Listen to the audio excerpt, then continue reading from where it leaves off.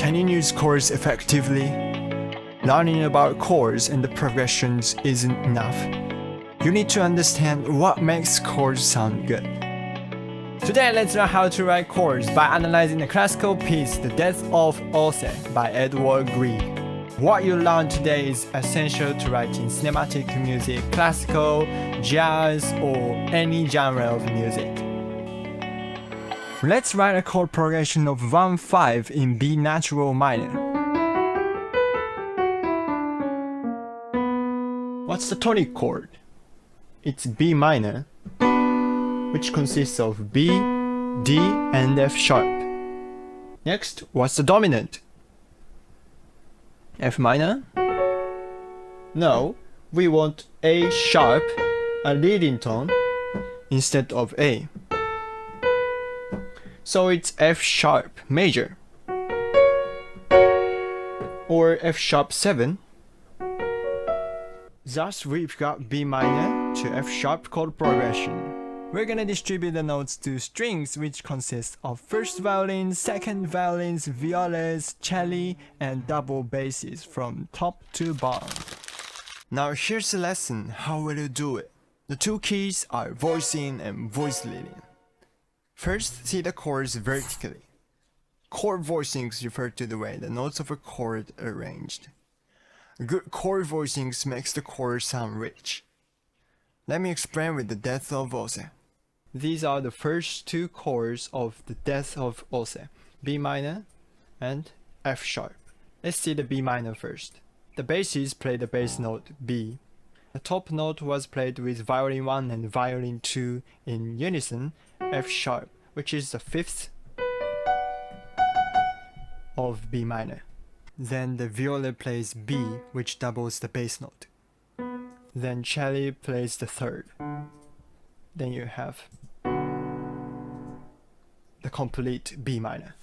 They distribute it widely because it's open voicing, which is great for writing for strings. So B to D is 10th, and D to B is 6th, and B to F sharp is perfect 5th. Now let's get to the F sharp here. Again, the bass plays the bass note F sharp. Violins 1 play the C sharp, which is again the 5th of F sharp. Violins 2 stays the same and double the bass note. Violas play the 3rd, and cello plays the 5th, which doubles the top note. Again, you can see the perfect 5th in the top notes. Then you got F sharp. Second, we're gonna see the chords horizontally. Voice leading is about writing smooth transitions between chords by considering the individual lines. This makes music flow naturally. In general, you want to minimize leaps and avoid parallel octaves. With chord voicings and voice leading, you can write rich and smooth chords. Now let me demonstrate parallel octaves. Listen to this. It's like this note flows into the two ways, right? Instead, listen to this one. Can you hear it? There are parallel octaves here. It's like the two voices sound the same, like one voice. Listen to it again. That's not what we want. We want to have beautiful independent lines. We don't want this effect because we only have 4 voices or 5 voices, to get the chords sound full and rich. So this is something you want to avoid. You might be able to hear this part. It's parallel 5th, which is, well, less independent. Right? So we prefer the first example.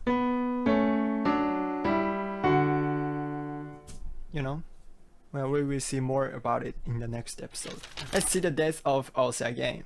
This is fine, but let's add something more. There's a leap here, and there's a leap here. So let's add notes and make it sound more smooth. Like for example, you can arpeggiate the bass. Arpeggiation is a technique to alter a note within a chord. So like you have B to D. Since we don't want to have two Ds because it's the third of B minor, so let's arpeggiate this one too. And I don't want to have this huge leap here. Something like this, and this is what we got. You know why it's not necessary to double the thirds? Well, this is the standard B minor, and this one is first inversion of B minor, aka B minor on D. Well, generally they say you wanna subtract this third in your right hand, like instead of, because you know the third is more dissonant and sounds like different chord. When you double thirds, you will see the third is emphasized. Let's listen to it again, like without third, with third.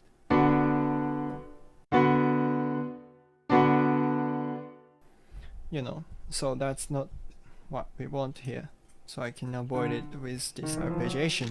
So let's see if there's any bad parallel. Let's take a look at the B minor to F sharp transition.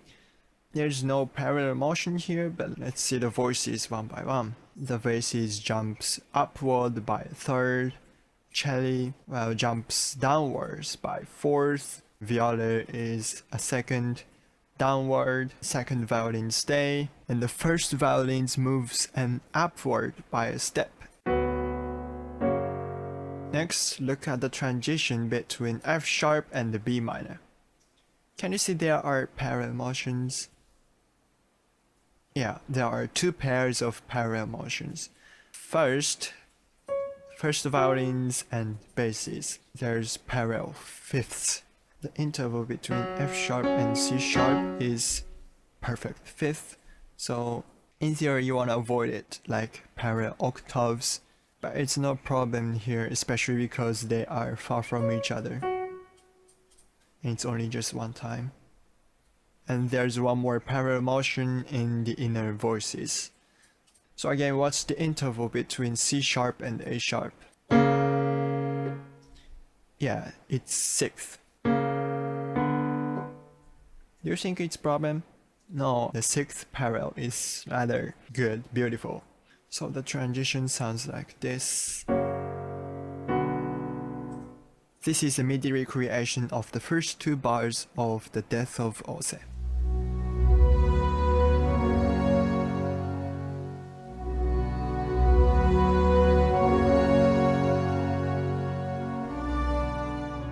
With chord voicings and voice leading, you can write rich and smooth chords. If you have any questions, let me know in the comments. In the next episode, we will continue to look at The Death of Aase and learn how to write chords for a melody. So please subscribe and see you in the next episode.